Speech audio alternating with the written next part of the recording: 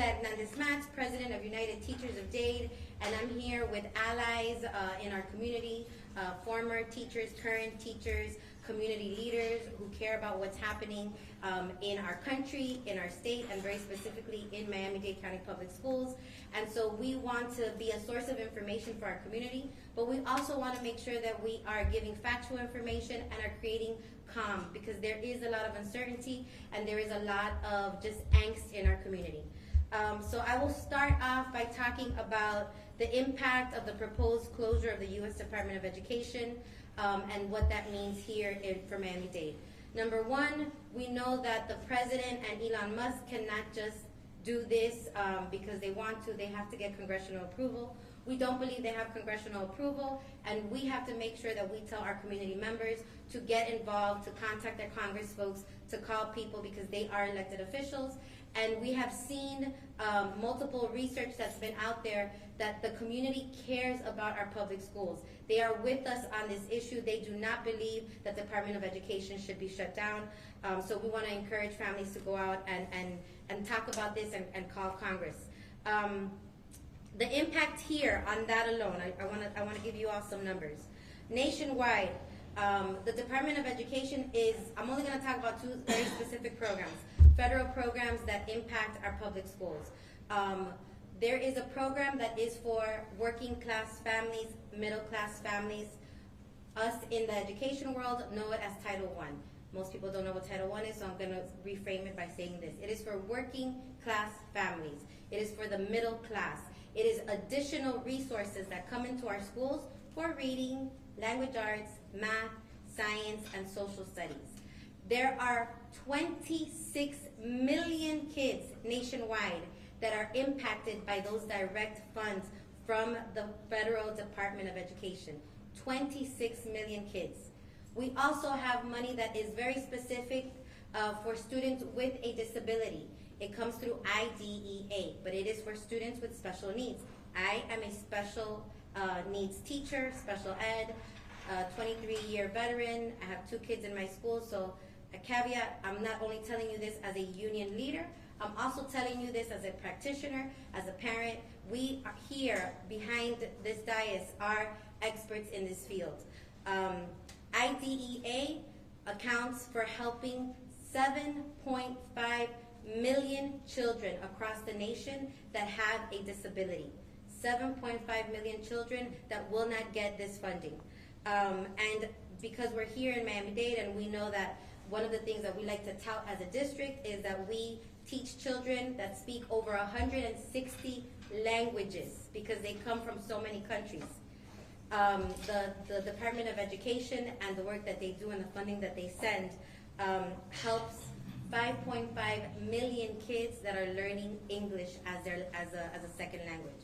So those are broad strokes, big picture numbers that I think are important for you all to know.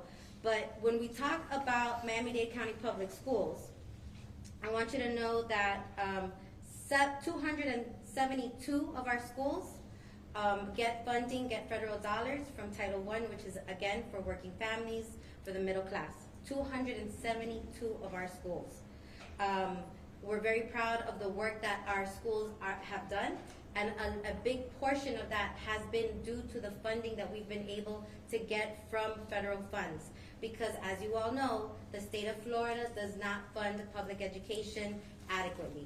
We are either 48th or 50th in the country, depending on what research you're looking at. And so we cannot depend on the state. We need additional funds, including local funds, which is why United Teachers of Dade has passed a referendum twice, because we don't have enough state dollars, we don't have enough federal dollars to do the work that we need to do. So money is important.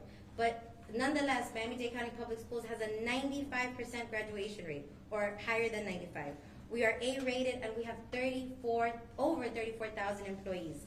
Not having federal dollars come to Miami-Dade County Public Schools will not only impact the programs that our kids are able to get, it will also cut jobs, because that means that these programs that do not have funding will lose teachers, will lose professionals, will lose key employees that help us fulfill the needs of our students, be it interventionists, be it coaches. So there's a lot of things that are impacted.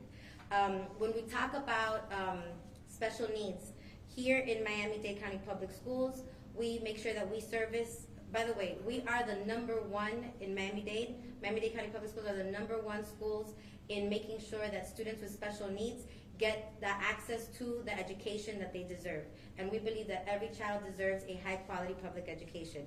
We have students with intellectual disabilities, traumatic brain injuries, visually impaired, deaf and hard of hearing, autism spectrum, and learning disabilities. And that's me only naming a few. It is much wider than that.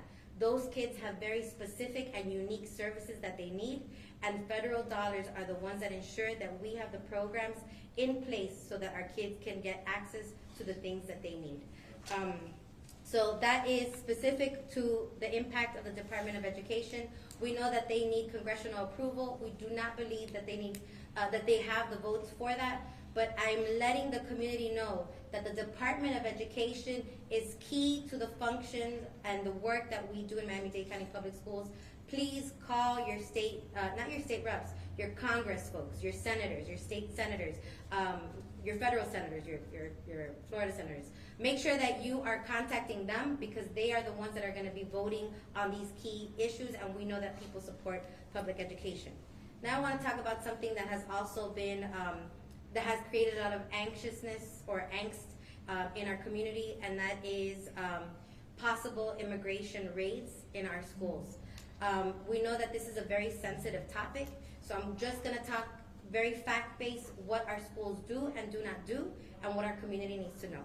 #1, children have rights. There are federal laws, FERPA, which does not allow any faculty or staff to divulge any personal information on a child.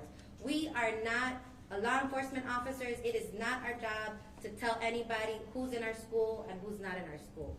We are educators that love and care for these kids. They're our babies like they were our own. They are our students. And we're there to protect them. We are there to serve them. We are there to make sure that they get access to the best education that they could receive in our community.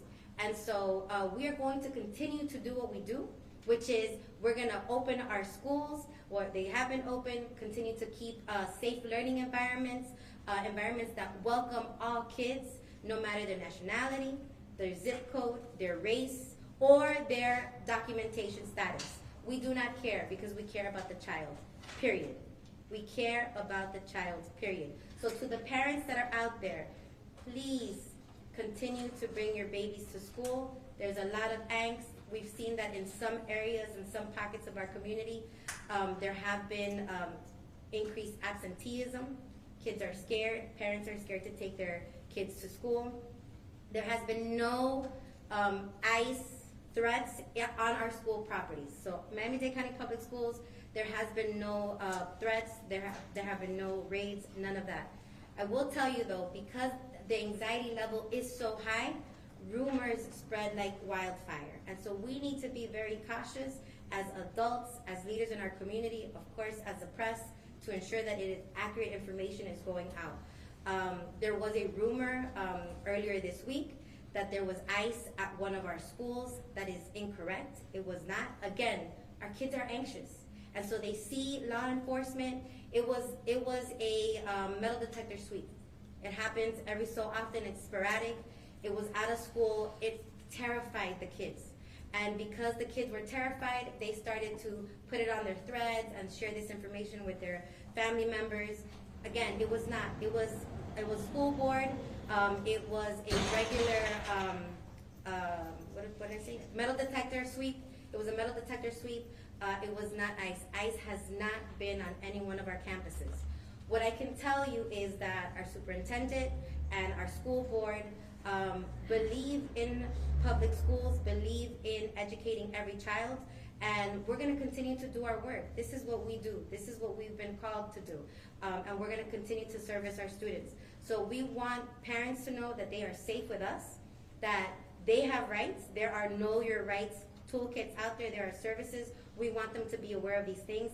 As educators, faculty, and staff, we do not share any personal information with any law enforcement authority, period. As a matter of fact, we tell all of our faculty and staff that they have rights too, and they have the right to remain silent. You don't need to say anything. You have the right to remain silent if you are ever questioned about anything. And so we want to make sure that that families know that these rights exist and that there's toolkits and that we are your best allies. We want you to be successful. We want our kids to come to school, to have their breakfast, to have their lunch, to get a great education, to go back home, and to continue to live because we sense the fear. It's palpable. We know that it's out there. And so I shared that anecdotal story about a school that there were rumors out there and it was false. I can tell you that there was a teacher at one of our schools that went to a hearing and he was detained. He was detained. He's probably going to be deported, was documented at one point. And so we know that as laws change, people's immigration status changes. That's impacting that entire community. This is a school where now they do not have their science teacher. And kids are thinking, if it can happen to my science teacher, what does that mean about me? So I want you to understand how sensitive this situation is. But we're going to continue to help kids, reassure them that we are there to care for them, that we are not policing our students, that they also have under the Constitution of the United States, the Supreme Court passed Supreme Court case Plyler, gives every child, no matter what their documented or undocumented status is, gives every child the right to a free and public education. We want your kids to come to school. We want them to feel safe, we want them to feel loved, and we want them to learn. So I will end by saying that we are committed to caring for our kids. We want to show compassion during this time. There's a lot of intentional chaos out there. There's things that are happening every single day that are trying to create rumor mills and a sense of insecurity, and our communities are suffering because of it. We are educators. We want to make sure that they have the information, that parents have the information, and that our educators also feel secure in the work that we're doing. We're going to fight back. We're going to push back. We do believe that the Department of Education needs to continue to be open, remain, because our kids need these resources and this funding. And we also believe that our kids should always feel like their schools are safe havens, free from any type of raid or threats to themselves. And so we will continue to work on that. That being said, I'm going to turn it over to my colleague from Broward so that you can also hear the Broward perspective. President of Broward Teachers Union, Ms. Anna Fusco. So well said. So I'm Anna Fusco from the Broward Teachers Union, and I'm not going to repeat everything that Carla said on the issues of what the impact would happen, not only in Dade, in Broward, across Florida, across the country, if the Department of Education were to go away. You know, they bring billions of dollars just into our two counties alone to fund every single type of service that Carla mentioned and more. Every single student, whether you have an ability, a disability, there's always some type of special need, just in itself of breakfast, lunches. Our children depend on schools to be fed. And some of our programs even feed them dinners when they're staying for extra, whether it's extracurricular activities, sports, clubs, from debate to culinary, to chess, to baseball, to volleyball. So these are everything that can impact our student that gives them a well-roundedness of coming into our public schools.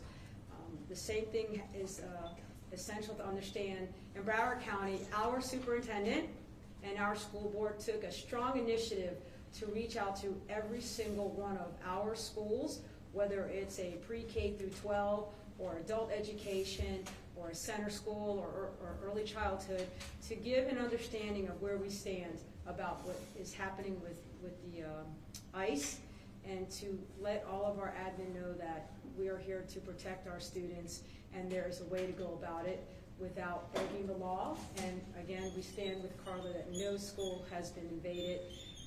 There's nothing happening there, but if something were to happen, all of our admin have been told to call directly to a particular office in our district to get any type of questions answered and help that they need, and someone will be over at that school instantly to make sure that the impact is so less that it will not harm anybody. And we're not going to break the law. But we don't agree with it. We know that our students have to come to schools and be safe. And as every educator, as a mom myself, as an educator of 30 plus years, and the Broward Teachers Union president, we are always encouraging and talking to our educators of the uncertainty and to bring down the rumors that we're here first, you show up to work, and you educate your student and keep nurturing them and care for them. And then, if something were to happen, we have to depend on our leaders, which are our principals and our assistant principals in our schools, and then our district from the top down with superintendent, school board members, and we have regional directors, and they are all working together very actively to preserve our Broward County public schools and want to be part of the solution and not be part of the fear. And we are going to stand together. We stand with Broward, with Dade, with Carla. I stand with Palm Beach. We stand with everybody in Florida. We stand with everybody across the country that we have to keep talking and educating just ourselves and our colleagues, our friends, our family, to write to our Congress, to have conversations, make those phone calls, and stay on the side that we feel that they don't have the votes to do this, but we can't be unsure, and we want to have these conversations to make sure that they know that this cannot happen, that this will impact our right immediate now, but also our future. If you take away funding, that can devastate our country. So I stand with Carla. Thank you for inviting me.